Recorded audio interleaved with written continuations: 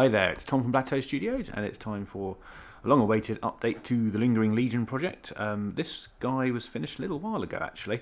It was the last Greater Demon in my 4, which is great, so I finally got them all done.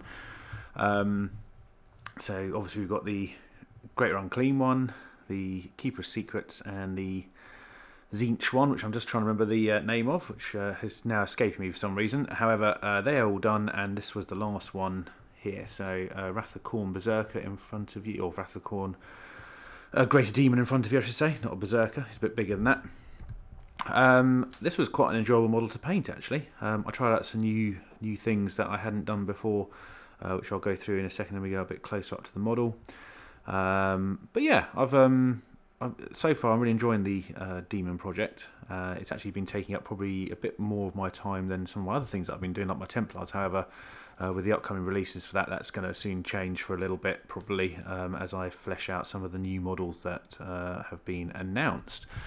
Anyway, so this is my new model here. So as you can see, it's pretty traditionally painted. I used quite an old Duncan Rhodes guide for this one from Games Workshop when he was still working with them, and I really liked the effect that this came out with. I think the wings came out very nicely. I mean, they're not. I mean, I've seen more detailed versions of this, obviously, but for me, this is about where I wanted it to be. So I'm very happy with it without spending countless hours on it. Obviously, this took me about a weekend, I think, to do in the end. But it was one of these models that I couldn't put down because I just wanted to have it finished, because it was starting to look absolutely great by the time I got about halfway through it. So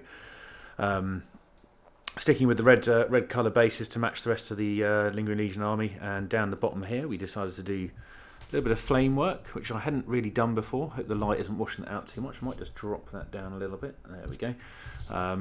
And yeah, that was actually quite an interesting thing to do, because I've not really tried like proper flame work, and following the guide that was there provided was actually pretty good, and it's given me a little bit of insight into how I'm going to do some other things in this Demon army, which I'm hopefully going to show you in another video very soon.